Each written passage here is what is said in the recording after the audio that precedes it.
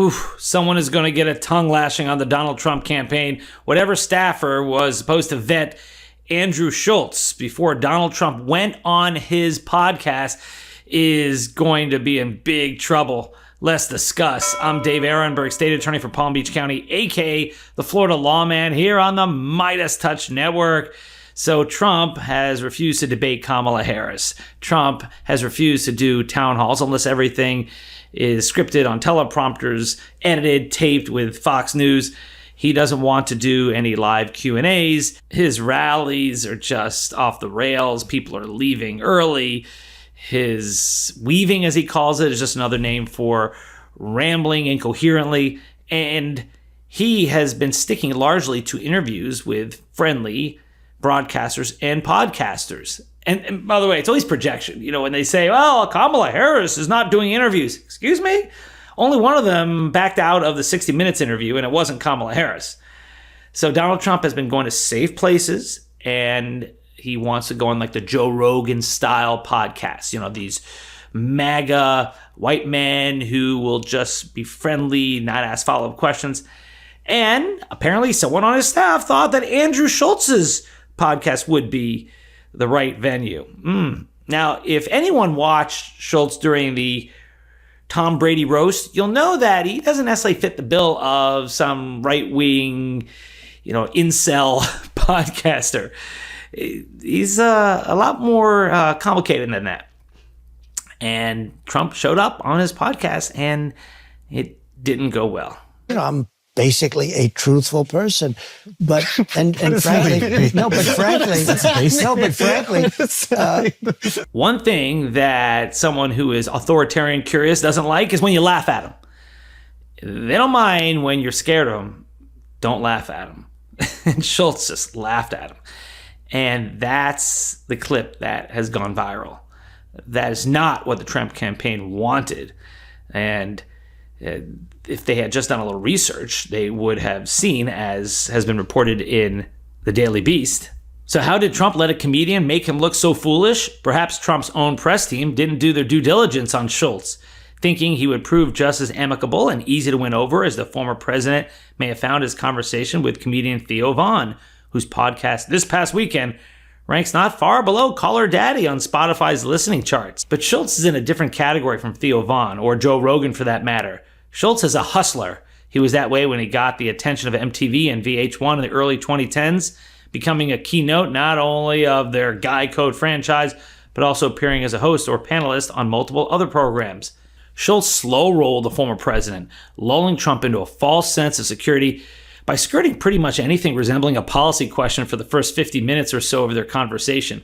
Instead, he opened by asking Trump about his kids, how he felt about surviving an assassination attempt, and joking about Trump's speaking style, which Trump claimed was more intentional weaving than absent-minded rambling.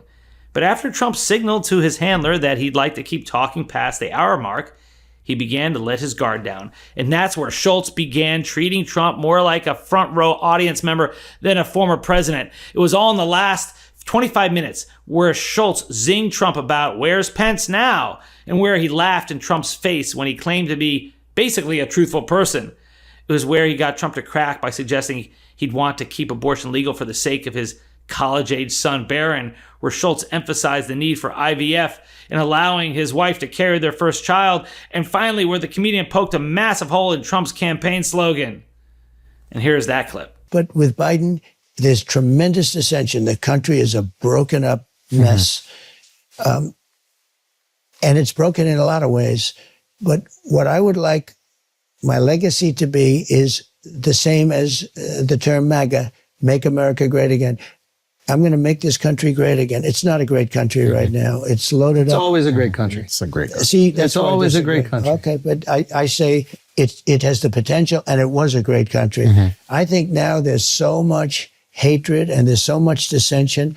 I think when you have people that can't walk down Fifth Avenue, when you have people that can't walk down a street, it ceases to be. We can always be better.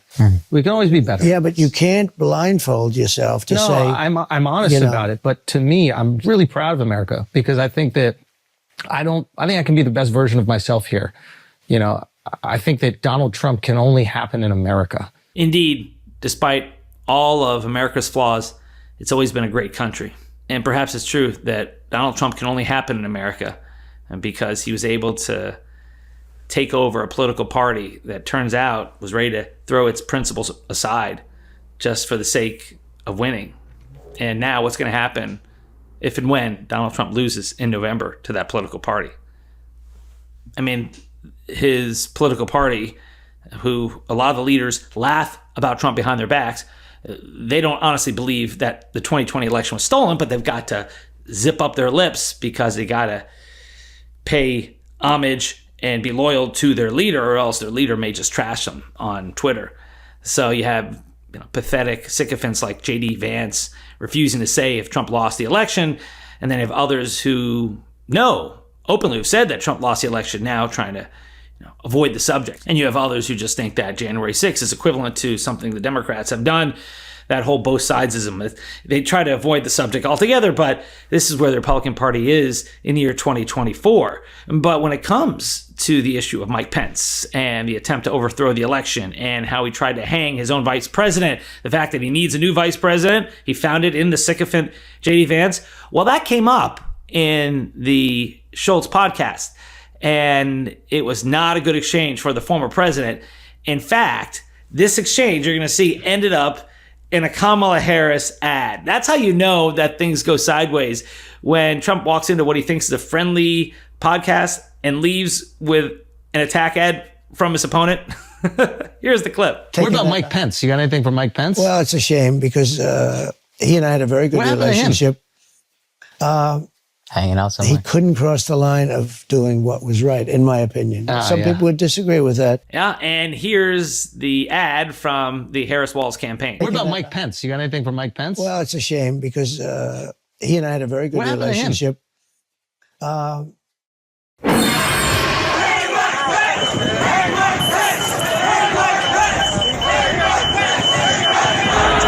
Hanging out somewhere. He couldn't cross the line of doing what was right, in my opinion. So I guess the lesson here when it comes to Andrew Schultz and Donald Trump is you can't hustle a hustler. Schultz didn't make his way through the world of comedy and podcasting by just laying down and letting wannabe authoritarians walk all over him. He actually pushed back, and that's the best way to push back against someone like Donald Trump, is to do so with humor. Because when you use humor, it shows that the wannabe emperor has no clothes. So that's the latest here on MeidasTouch Network. I'm Dave Aronberg, aka the Florida Law Man. If you like this video, please like, share with a friend, leave a comment below, and also check out our sister channel, True Crime MTN, where I talk about a lot of the hottest true crime cases, from Garth Brooks to Diddy to that awful case in France of mass sexual assault. Deal with some serious matters, but we do so in the style of the MeidasTouch Network. Quick, concise, and full of facts, not lies, not propaganda, not spin. So I'll see you over there, and I'll see you here next time. Love this video? Make sure you stay up to date on the latest breaking news and all things Meidas by signing up to the MeidasTouch newsletter at MeidasTouch.com/newsletter.